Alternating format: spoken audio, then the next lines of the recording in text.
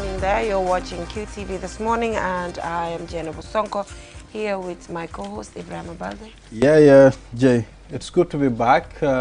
We miss you already. I mean, Jay, Monday we were not here, and we are back, and we miss our viewers. Yes, we do. So hope you voted. Well, I mean, yes, I voted. Jay. Where's your ink? Mine is here. Well, I mean, mine is here too. Mine is here too. I mean, Mr. Mbut, good morning. Man, olo mali. How about I know you?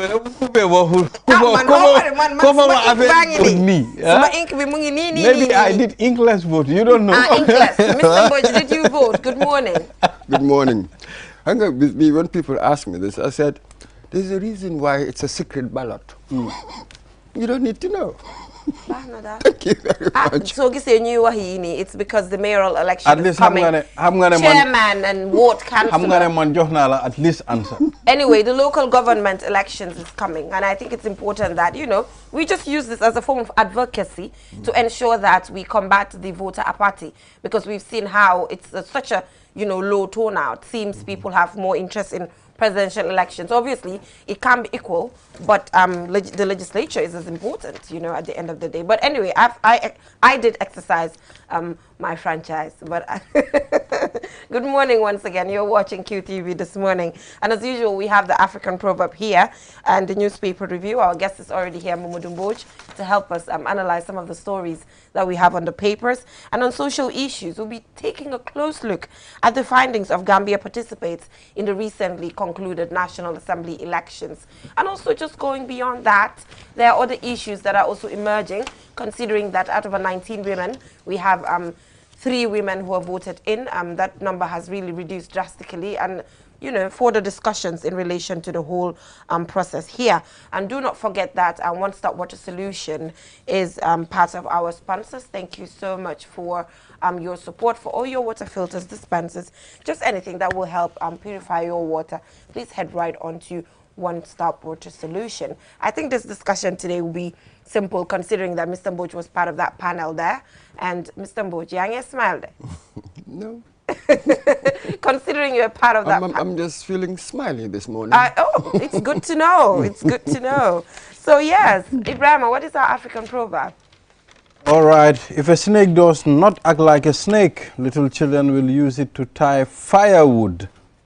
If a snake does not act like a snake, little children will use it to tie firewood. Okay. That's our If African a snake proverb. does not act like a snake, little children will use it to tie firewood. What does that tell you?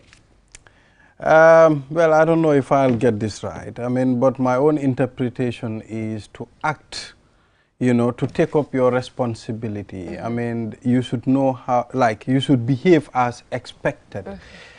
Because if you behave otherwise, you might disrespect yourself. It's talking about being disrespect. I mean, respect, you earn it. All right. So Balde, I'll take it from there and help you. Should I do that, Mr. Mbodj? Please do. Should please I? do. Anyway, if a snake does not act like a snake, little children will use it to tie fire. Come, Firewood. Firewood, sorry. Quite interesting. It is very interesting, and it just comes in different forms. Come muma one regne man fayda la maneka di one. Fayda si lepp li nga def te am fayda bi su si nekut nit ñi dinañ la kayange. Is that simple? Wow. Because to the extent that hale yi ñu wara jël a snake as dangerous as a snake to tie firewood, xam nga lolu snake bobu mom fayda am war nañ ko set. So tying firewood. Tying firewood. ñom ñu dem depuis sen soxla. Exactly. There's a purpose behind it. So Right. But you use for their own purposes. Yes. Exactly. So it further, and also, in workplaces, further having that sense of professionalism, it's also important. Sometimes when those things are missing, no one is going to take you seriously.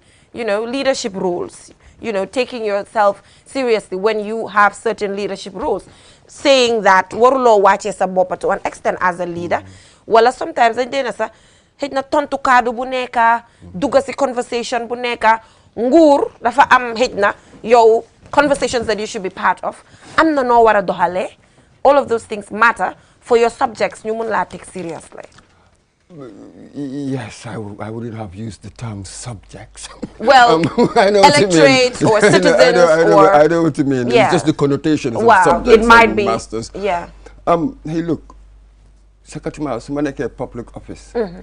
Some decisions that they affect a lot of people. Right. That sort of thing, yes. So me put the pain on my califa. The moko nuru. I'm not ethics. I'm not a certain ethos. We are not a califa. Otherwise, ñeneen dañoo jël misuse ma xam nga in that way ba pare ñu pervert li nga xam ne dafa war a dem to the public purse, you know, for the public good. So that's the price to pay. So this is it. Su fekkee ne really nekkuloo ki nga war a nekk, then others will use you to do li ñoom liñ bëgg. Dafa mel ni journalism rek nga nekk journalist am ethics topp la soo nekkee journalist sa ethics yi nga soxla topp la public bi duñ la déglooti. That's it. Yow dañ laa lii suñ ne diw rek dañ noo ne hi kooku duñ wax ay mbiram parce que people are not going to take you seriously, and yow because you're not following the ethics it means that someone else is using you. Oh yeah, and li war a accrue onto the people, it wouldn't. You see, without the ethics, right, we are all in trouble. Only ethics, mom, that value, you know, learning they respond to. This is what people want, and limode is the outcomes. Otherwise, we don't see the outcomes. So the vocational, the ethical aspects of things more key. In everything. So that's what it is. All right. Oh, well, I think Jay, you should still take it from here. I mean, I think we need to so dafa mel ni tey gis nga Mr. Mbodj du dee daw tey itam dawatina suñ proverb bi dawatina suñ proverb bi tey, but you know the conclusion of this whole proverb is that whatever you do, you have to be able to have the ethics. Belegi, I insist, you have to tell me something.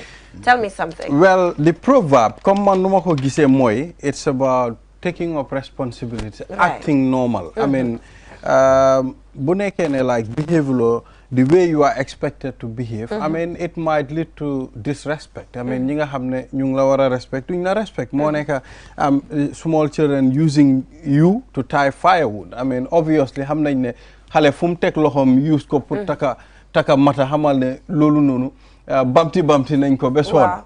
So that is my own interpretation. But Mr. Mbodj, do you agree with the respect aspect? Well, for me, I'm moving more towards that command, that authority. Yes.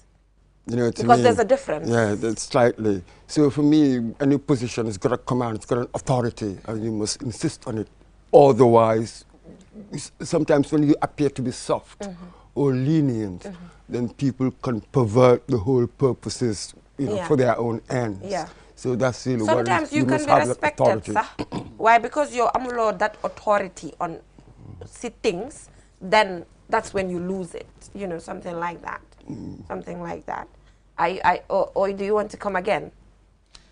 Well, I mean, I will agree, you know, in this case, because, I mean, there are people whom you know, they have a whole lot of respect from people, but they don't have authority. I mean, da nga gis ki nga xam ne respect nañ ko, waaye at some point munuta joxe order. At some point people lean on that as an advantage. Moo at some point da nga diga ñu ne la ne sa waaji ku baax la waaye mu ngi mel ni munuta control things. Waaye man sa dama ko dee téye ne it's not an order. You know what I mean? Do they make an order? It's like something automatic whereby when you speak, it just happens. Maybe maybe as an order. I don't know, Mr. Mbodj, if you're trying to feel. Yes, I'm trying to get at two things here.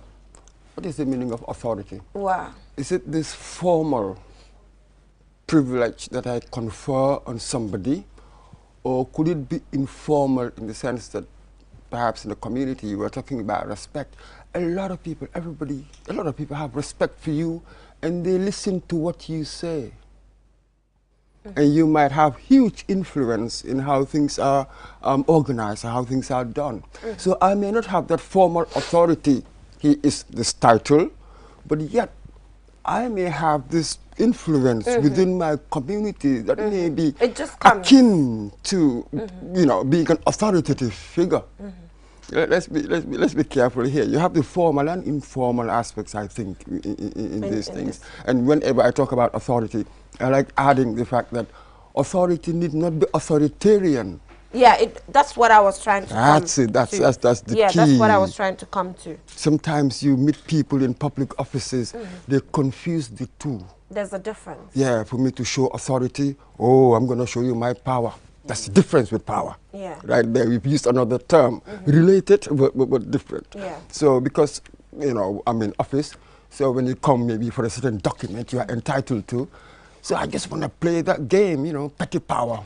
No, come tomorrow. Yeah. Come next week. For no reason. Yeah. Sometimes you see Yeah. all sorts of things. So authority, power, authoritarianism, related concepts, but it's important that we distinguish one from the other. Right. Yeah, so thank you so much, Mr. Mboch. We will now go for a short break, and when we come back, we'll head right on to the newspaper review. We'll be right back. Ilanyantolen preji kendomi annun jisenango adabe hadamadung la baluwole kono annun hadamadung ka fengo fen dundi akono kono ayandaka ke ku senawol ayake kuti mi yalo ko ata hadamadung mantora madingul one stop water solutions limited ibi janne Gambia banko kan annun ye filtarole natal me yalo ko isala jiol kende andi anu isa senen inatale pour ka ji kendo ji senawo natale Gambia banko kan jio mi yalo ko atal mantora la annun jio diata ba one stop water solutions limited ye filtarole natal me yalo ko alse munafanga nola alla pompol isala jiol ya senendi coming alla fala nyame naketa pompoti bang abo holo fo nawek la pipe wala a filter sifa o sifa one stop solutions ya natalele 10-inch filter set of 3 ya sotalele filter mi yalo ko acidiota aya tenteng natara bankole ba kono fa kenyo wala kankan be bije sa be bon filter fana member ko 12-inch set of 3 filter mi yalo ko acidiota aya dada aya senendi mense beta alla jata kendato fana sotale CTO block carbon filter o fana mu filter mi yalo ko asi chemical o bonnino jiol kono le mense beta alla jata kendea filter mboko CTO block carbon mensi jiola chemical be bondi akono pour ka alla jata kendea sa hen nim filter sabol be kili wo kili na pansundoku na wata tankol fanan sotali kabirim 500 5000 fokata 10000 liters plumbing fittings fanan be mol bulle alsemol tarano sukuta highway mariama kunda johnson wala isimol kumandi 505 5691 796 8272 one stop water limited solutions inatale ka jikuo be sonende Gambia banko.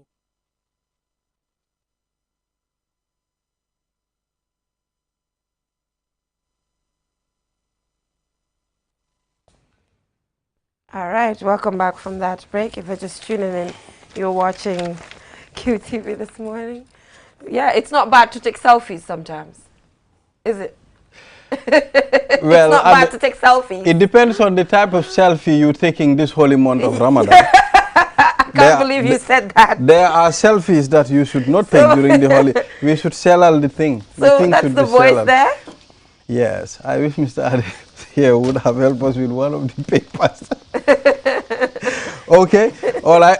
Silaba Samate talks tough after NPP dismissal performance in Banjul. KMC WCR says RC must play their roles with what?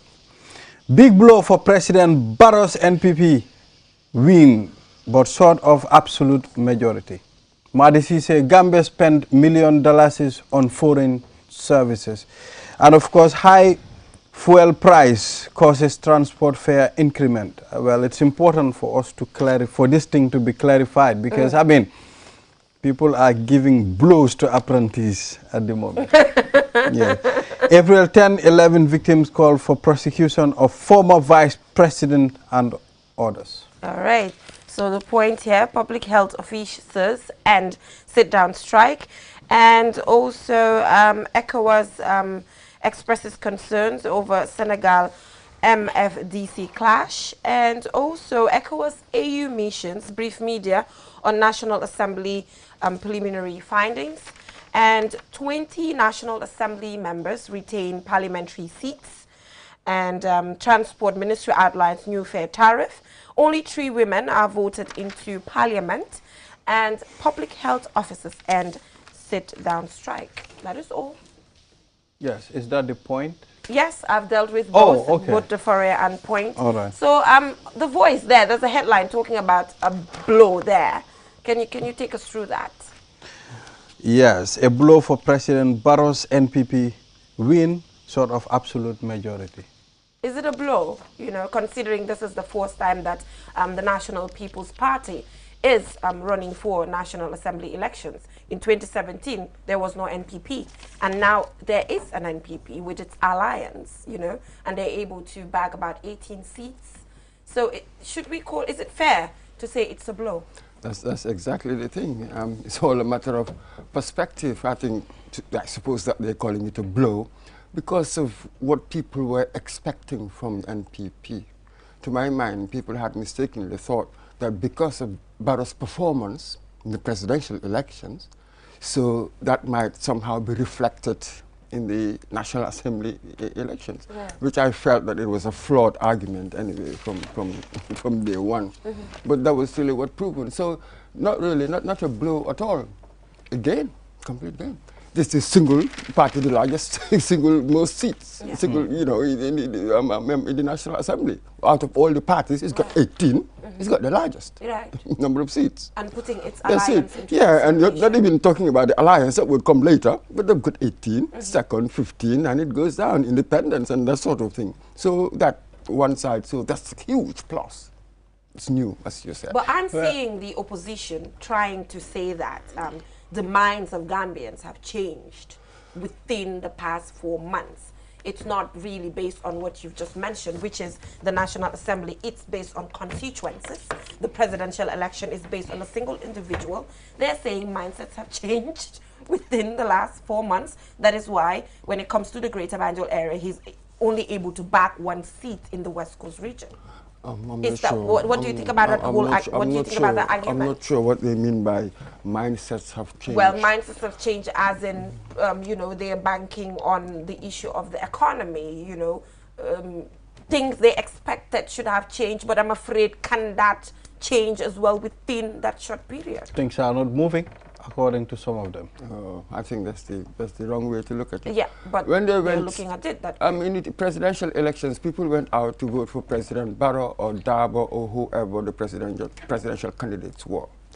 This time when people went out, they went out maybe to vote for Mahdi Cisse or Musa Cham, or they are different people. We are comparing different things here. Right. Yes, I may be an NPP supporter. In a presidential election, I vote for Barrow. But in a parliamentary election, my National Assembly member, the person I know who's been in the community, I've got community issues at hand, and the candidates, it depends on who they are. Then I vote for maybe UDP, or I vote for GP, I vote for independent, or I can vote for anything. Even though presidential, I will support that. So here people are making the wrong analogy here. It doesn't work. We've never seen it anywhere in the world. Look at any primer on politics. We've never seen it because there are different considerations. So it was the wrong expectation. So how can this be a blow for Barrow? This is an absolute gain. He started with Nyambina West. With the by-election, remember, took it from GDC. So all these 18 now, 17 now, they were all taken from others. Mr. Boy, you might not see it as a blow, but some people are seeing this as a blow. You know why? Because there is power in incumbency. I mean, when the president's party is known to be winning almost all of the seats, we have seen previous government, the government of Yahya Jammeh, we've seen how elections turn out to be during his time. So I know people are relying on this, expecting, this is going to happen this time. It is difficult to compare the government of Jammeh and this one. The political climate was completely different. Right. They were qualitatively different. A lot of fear, cynicism, even resignation. There were all sorts of things during Jammeh's time. So I'm not going to compare the two. All I'm saying is that expecting NPP to do well, to my mind, that was the wrong expectation. We were saying it from day one. On elections day itself, we had the live view. So in the morning, we discussed this, myself and Ali, when we said, especially when the president voted, Banjul Central, and said that based on the presidential, they expect. Then we said, we are not so sure, about Mr. that. President, whether things are that simple. They've never been that simple at all.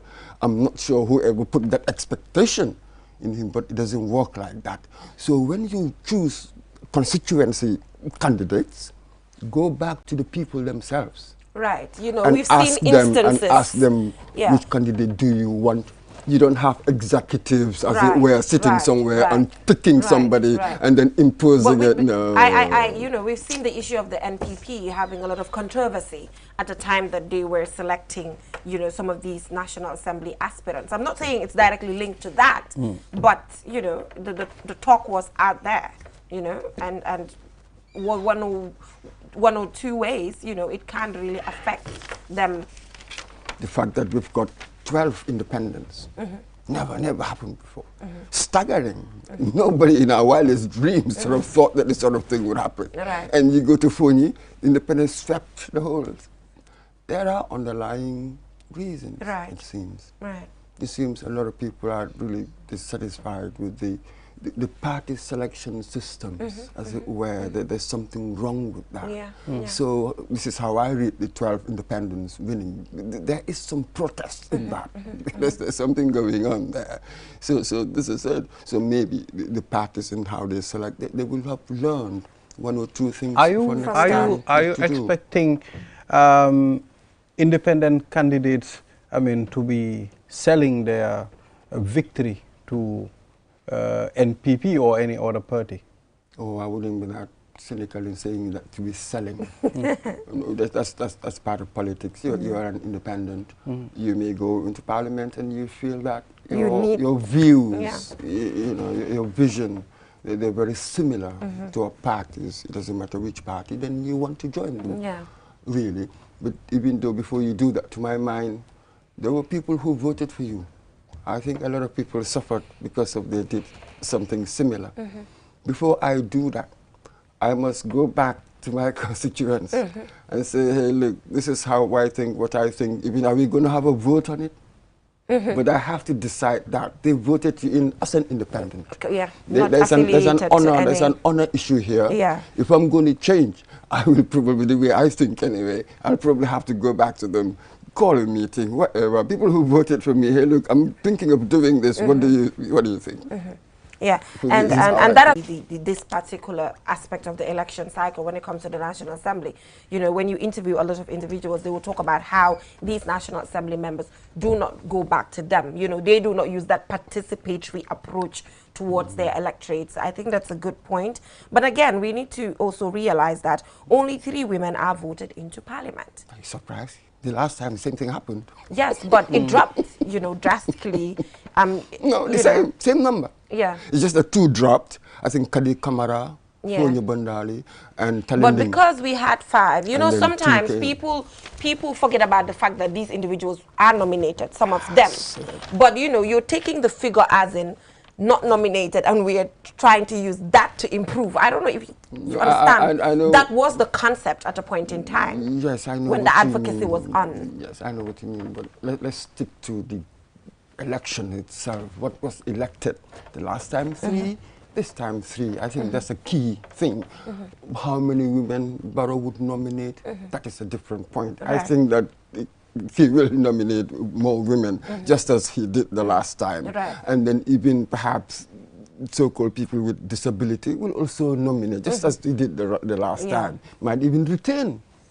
There's already there. Know. So you just never know. That's a different point. But the important point here is that we should be putting up more candidates. Then we give more chance. I mean, there were what, 19? 19 that contested. And 3 made it. 3 won. So there's no movement. I've seen in one of the papers asking the question whether if we retain the current system, we can ever do much about gender equality, the gender balance. I think that, no, it's not going to happen. It must be by legislation. It was defeated, but I think it's only legislation that you can push the issue. You can really, you know, otherwise it's not going to happen. And also we've seen GDC, you know, GDC was celebrated in 2017 considering it was a completely new party, you know, at a point in time, and they were able to have about 5 seats, you know, and now they're down to 0. Yes, politics. Well, there were circumstances really that created GDC. Remember, in 2016, everybody was really fed up with Jammeh by then, really. That was when Mama Kande, yeah, skillful politician in many ways, came with a movement and which had this momentum. Yeah. Extraordinary, wasn't it? But then Jammeh left. You know, it's just day before yesterday, you know. So good question you asked, what has he been doing? Considering he's been there since 2017. There was that momentum. It was there. They had the numbers. Yes, it was there. What happened? Yes, big question there. And even in the presidential, remember, I think he won 2 of the constituencies in Fonyi. Right. But here in the National Assembly, the candidate couldn't do anything. It just didn't happen at all. Couldn't make it. So yes, and another thing we need to talk about is the fact that we had a live conversation with Honorable Ahmad Ba, and we spoke to him. We were like, do you think you can really win in these constituencies without using NPP? You know, we asked him that with the NRP, you know, having these candidates use NRP. Do you think it is possible? He was like, yes, it is. And now that he's able to have 4 seats, he lost 1, now he's able to have 4. What does this mean to Ahmad Ba? You know, he's with an alliance with NPP, but does this give him, you know, a greater advantage out as to maybe negotiations when it comes to, you know, what they're doing? He was absolutely sure that, you know, whatever you call Ahmad Ba, he's got some skills as a politician, like it. As a person who can maneuver, as a person who understands politics to some extent. It seems so to me anyway. So, yes, out of 5, yes, he lost 1, but he retained 4. Extraordinary. That control that he's got. So he sort of never tried to expand beyond that. He knew that that was really the base. Let's keep it there. No need to contest anywhere else. I will work to my strengths. So that meant what? The little resources I have, I can just concentrate it on these few. Knowing that when I win it, given how we've seen our past parliaments, 4 or 5, you'll be reasonably okay. You know that not many parties will have that. So fantastic. I'm not surprised there. And then now, when you look at Barrow, 18 out of the 53 elected, 18 are really NPP. Yes, he's got an alliance. Yes, the independents are there. Maybe the 2 APRC and as well. The 2 APRC, they're all there. But remember, they are not NPP. That is really crucial. Yeah. So now, the power balance within our National Assembly, to my mind, has become more interesting. It's a fascinating thing, I think. I love it. Let's let's just be realistic. How people are seeing this. I mean, NRP, okay, they have their candidates and they won. You understand? So I think we have some. We have some technical problems there, but with the analysis that you've just given right now, it seems the NPP cannot have absolute majority. It's not. Yeah, it doesn't exist if really all of these individuals do not come together. And it's interesting, the coming few months, the coming few years, 2 to 3 years, it will be interesting to know the 12 independent candidates where they will get to fit themselves, and if they're going to use that participatory approach we're talking about as to going back to their respective constituencies to honor the electorates. Looking forward to that. Yes, so what this means is that NPP will have to rely on the coalition of the members and the independents for many things, really.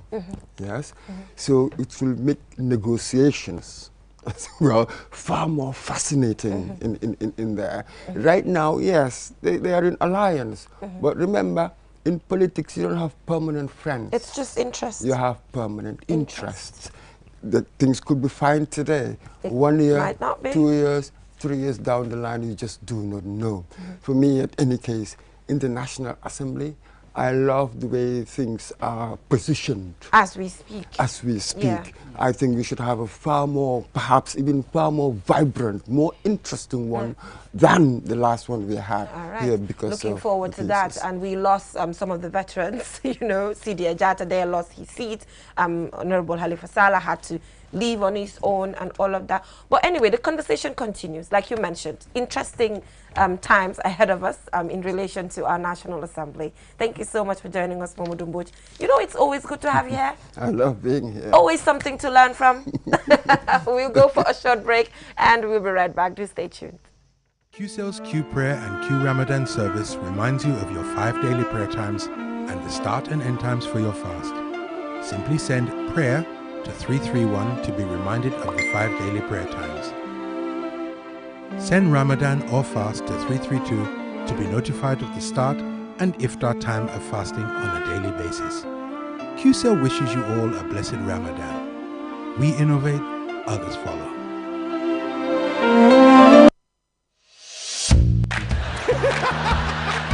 It's happy time. Get 50% off all calls to any network.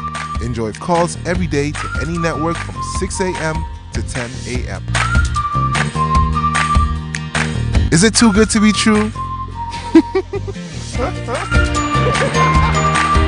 QCell. We innovate, others follow.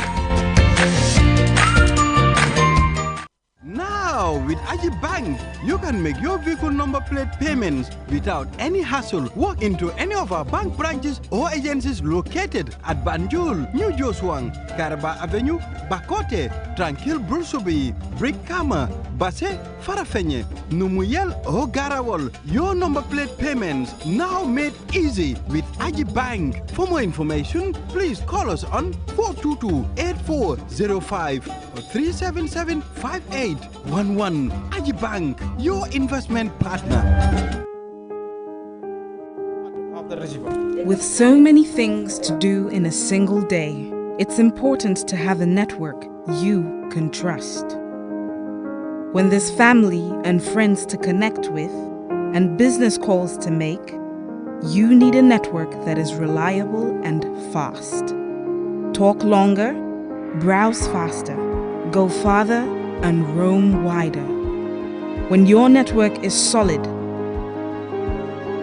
the world is your oyster. QCell, your trusted network in the Gambia.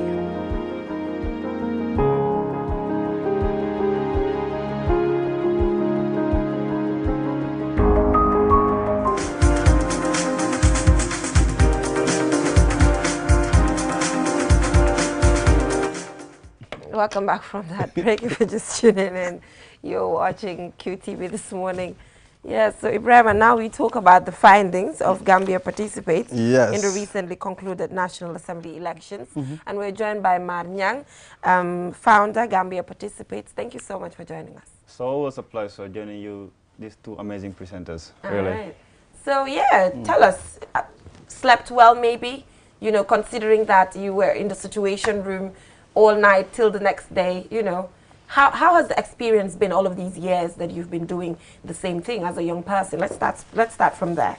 I mean, it has been a great experience. I mean, we started our election observation in 2021. It was a learning lesson for us because there are so many things that, I mean, having deployed 463 in 2021 that are stationary observers and 65 that are roving observers, you get to receive a lot of information from these observers, and these are evidence-based report. So when you get to receive this information, you tend to realize that there has to be, there are more work to be done in our electoral cycle, and that's why you keep seeing us making recommendations here and there most of the time to the IEC for there to be electoral reform. And what this avails, the opportunity that this avails that when you receive this information, you know where the gaps are, and then when you were doing your advocacy, you were strategic, and you were strategic in a sense that you know what to actually resolve instead of just cherry picking here and there. So I think really it has been a great experience, but then also most importantly seeing getting to know what the election procedures are, what the laws are, and then who are those that have been violating the laws and having an advantage over others.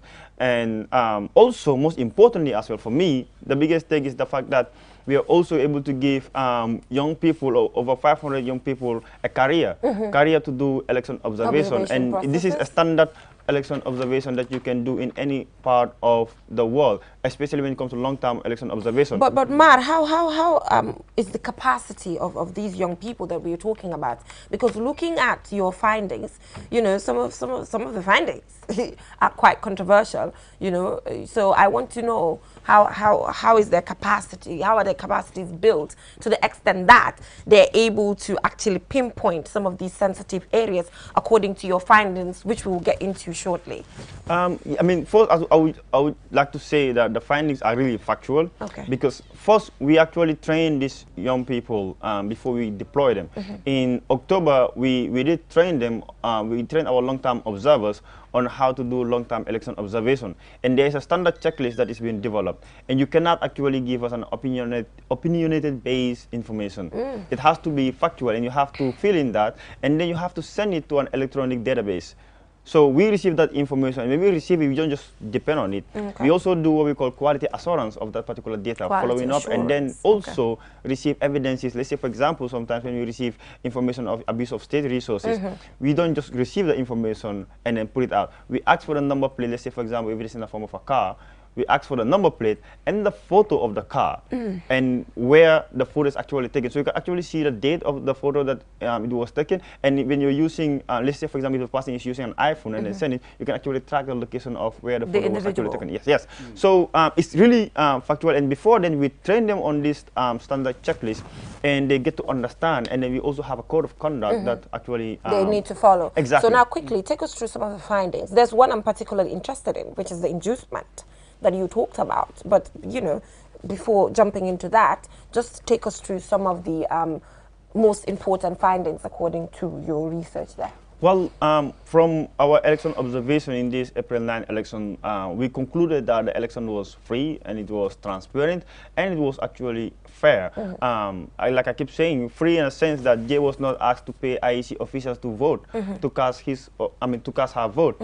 And then it is transparent in the sense that everything was actually done in the presence of observers and political party representatives that are there at the polling stations. And then that is from the opening of the polls towards the setup, from the setup, the opening, and to the closing and collation of the votes. And then as well, fair in a sense that everyone was given the opportunity to be nominated and to contest. So the ones that are eligible to vote and to be voted for were given that actually franchise. So that's our main findings from these elections. Although we have some critical incidents that we have observed from the pre and during election day, but these critical incidents, we consider them to be isolated critical incidents in a sense that they are incidents that should be taken care of and we should note them, but they actually do not have any impact on the outcome of the election results. And I can give you an example. Let's say, for example, there was a constituency where the incumbent was actually allowed to enter in a voting compartment to inspect the placement of the ballot drum. Candidates are actually given that right, to get into this voting compartment, but they are actually accompanied by the IEC officials and sometimes political party agents and observers. But one of the voters on the queue, who might not perhaps know about this procedure, started complaining that why are you allowing this guy into the voting compartment? So chaos erupted, and then the voting was suspended for a while until things were calm. So these are isolated incidents, right? But how does it affect the outcome of the results, the will of the people? It does not at all. But then education, are you suggesting that education to educate the people, which means there's a gap when it comes to the civic education there, to try to explain to the people that it is okay for instances as such to happen. Inducement, I want to have that evidence, Mar, because Lurela, kuko dega da fari. No, so I mean, yes, it is. How did you determine? It is, how to call it? If you look at the Electoral Act, inducement is clearly defined. If you induce someone in a monetary or material format to actually vote for someone else during election, it's a crime. And then this actually happened at Bakau Lower Basic School in the on the day of the election. On the day of election, and this happened when a candidate was being accompanied by an entourage. So one of the person in that entourage, a male, actually gave money to two women to actually vote for that particular candidate. And the voters on the queue stopped the guy from doing that. right? And why they're actually doing this is to just because Bakau is also a very how to call it hotspot for the So political parties. this inducement is done by the opposition or the incumbent? It's actually done by the if you say the incumbent, no, it's actually not the incumbent in that particular constituency. Right? But the party actually is NPP. So how do you know Lala Gaidonwa? I mean, it's an evidence. You have observers that are there taking photos of what is happening. Okay. Right? And then as well, our observers actually have to isolate and look what is going on and then take a photo. And then also, chaos also erupted from it because the voters on the queue stopped the guy from doing that. Right? But when he was leaving, he actually gave extra money for them to actually distribute it to other people. And these are people that are about to vote. And this is also a violation of the Electoral Act. And this is where we're also calling for the IEC and the security personnel. But also, most importantly, when they're actually doing this activity, they do not do it in the presence of the presiding officials and that of the security personnel. Normally, they will just, how to call it, corner themselves somewhere else, exactly somewhere, and then start doing this. Well, and then we see the same thing during the Nyamina by-election as well. All right. It is also, it is also alleged that, I mean, there was voters' intimidation in Jokadi. Is that part of your finding? Yes, we reported an incident where a suspected state intelligence service agent was seen taking photos of the voters, right? The voters actually categorize him as SIS, but we say it's alleged because we cannot verify that. Yeah. So they felt intimidated that that person was taking photos of them while on the queue. Right. So that's really one of the critical incidents that we also identify in Jokar. Yeah, so any finding on any conclusion on the participation of young people, at the National Assembly? In terms of young people being elected, we have seen, some folks, especially in Janjambure and that of Wuli West, and really one of the parliamentarians that is elected, unfortunately, was our observer in 2021, who during these elections resigned from our observation mission to run for elective position, and he's actually now elected. We didn't campaign for him. Okay, I was going to come to that. No, we actually sucked because I was also sucked because my staff told me, do you know this guy was one of our observers last year? And I was like, oh, so he made it in. So, I mean, but under a party ticket. So I think really we have seen a very democratic parliament, and then this sixth legislature is not a one-party dominated one. And really, I was enjoying the conversation with Mr. Mboj, and I just hope that we, especially our independent candidates, maintain their independence. Like you said, this is an honor that has been given to them by the electorate. So cross-carpeting is normal, but the constituents saw parties, and they saw you as an individual, and they gave you your voice. Why? Because they want you to be independent-minded in the way you're going to be, how to call it, debating or supporting for government policies at the National Assembly. So it is like much, it's normal, but really it's not the fact that you just have to wake up and then affiliate yourself with parties. And then that's the reason why you could see how I'm speaking as an individual activist here, how the UDP actually suffered, UDP cross-capital NAM suffered during these elections. But we can't base it on that, Can we entirely base it on the fact that they cross-capital? I mean, they cross-capital. These eight candidates can cross-capital from UDP to NPP, right? And I believe it's only two that actually survived re-election.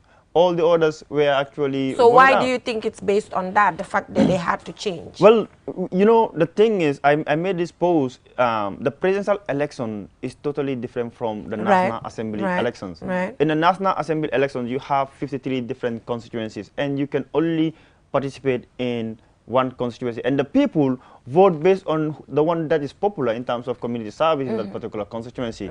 In the presidential election, it is one big constituency. So the fact that Barrow won at Sanementering does not mean that he's going to win in the parliamentary elections, because Barrow is not contesting as a parliamentarian in Sanementering constituency, but a son and an inhabitant of Sanementereng. The same thing for Latrikunda, and then the same thing for other But don't constituencies. you think that concept should change? You know, The concept of? the concept of Kifila Dika, Kisi community Bila Jugi, you know, because most of the time it's based on that, really, you know. I mean, you know, during parliamentary elections, for me, people vote based on your community service record. And what you've been doing for the community. But it goes beyond that, Mark. Yes, sometimes it goes beyond that. I can give you a perfect example. Janjambure, Umar Jammeh.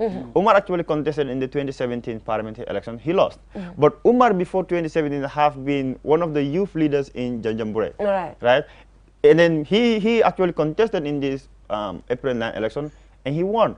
Right? The people of Janjambure, and he also ran on the independent ticket. They believe Omar has done enough for that particular constituency to be giving him now. Yeah, but Omar is just one example. Yes, I mean, you can. Omar is just one example. There are other examples of. Yes, they not are basing everything on community service. Well, I'm just giving you the fact that now the voting trend is changing. Right. Then people look at the ballot drum, the color of the ballot drum, and cast their vote based on that. Now is the narrative is changing. People are now looking at what is it that you have done, and look at the how to call it the voting population, right?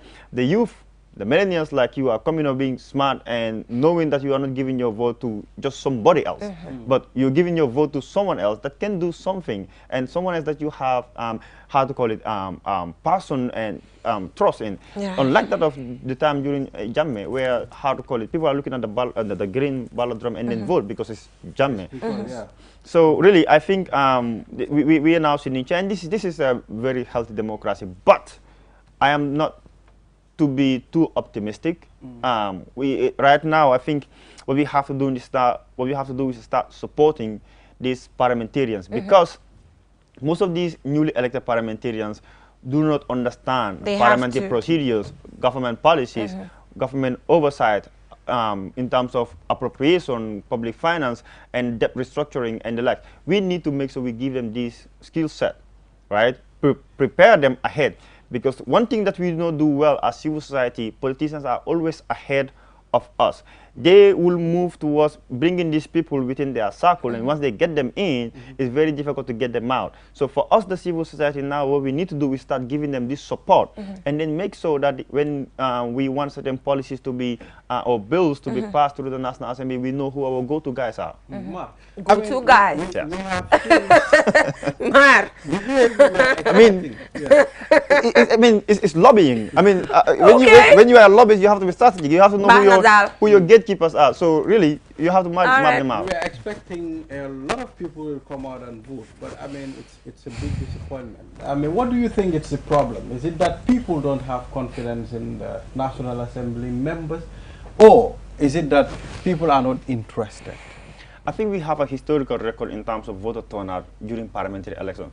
People give more interest and significance to the presidential than that of parliamentary election, and the same thing also for local government elections. So you might even expect a lower voter turnout. So that's the prediction, right? Yeah, you might kind of expect a lower voter turnout during the mayoral election, and in fact a lower one during the councillorship election. So I think that's one of the things. To be honest, I was not expecting that we will have more than 50% voter turnout. In the morning, it was very, very low. I wasn't expecting 50%. It was very low, especially within the Greater Banjul. So the majority of the voters were also coming from the West Coast, going all the way to URR. Thank you so much. I don't have to leave if I do not show my outfit. I might get bitten. I might get bitten. So where am I supposed to go? So this outfit, send Jabari. Huh? Send Jabari la buga ngeen dem utali outfit. Ajas, okay, it's right there, right here. Ajas modesty. Bulen wana suma dala binak. Ajas modesty. And she's a staff of mine. Yes.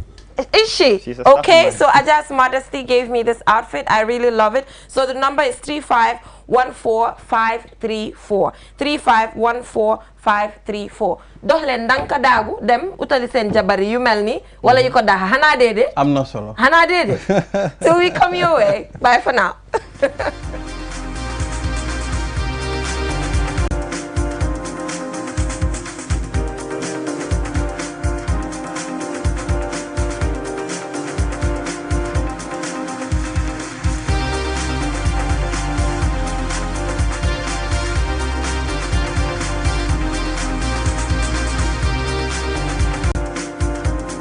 ne yelloo na ndox mu set te ndox mu set dafa bokk ci dunni doomu aadama te biir kat amul seetu waral na lépp lu fay dugg dafa war a doon li nga xamante ne ni lu indil doomu aadama bi loraange ci wàllu wér-gu-yaram One Stop Water Solution Limited ñu ngi fii ci biir réew taxaw temm fexe pour gis ne doomu aadama bu ne di nga naan ndox moo xamante ne ni ndex mu sell te wóor la ndax indil nañ leen ay xeetu filtres yi nga xamante ne ni mun ngeen koy jëfandikoo ci seeni pompe yi ci biir réew moo xam booxool ngay jëfandikoo wala pompe nawet yi ne bépp xeetu filtre bi nga xamante ne ni dina la indil wér-gu-yaram musal la ci loraange amal nañ leen ko ci biir réew am nañ 10-inch filter set of 3 bii nag ñett lay àndal bu ci ne ak li muy liggéey bokk na ci 5 micron pp sediment filter bii nag mooy segg ndox mi ba mu set génne fa lépp li nga xamante ne ni warta ànd ak ndox moomu bala nga koy jëfandikoo gak granule carbon filter bii nag mooy segg génne lépp lu xeetoog chemical ak organique yi nga xamante ne ñoom ñoo nekk ci biir ndox mi sellal ndox mi ba waral mu soppi li nga xamante ne moom la ndox mi di saf mu soppi cafin gi def ko ndox mu sell te óor CTO block carbon filter bii nag du yem rek ci segg ndox mi sellal ko ba mu sell waaye nag daf koy yokk ay ngéneel yi nga xamante ne ni day baax ci wér-gu-yaramu doomu aadama bi dëgëral waaye tamit yàggal lool sa yuur wi am nañ tamit 12-inch filter set of 3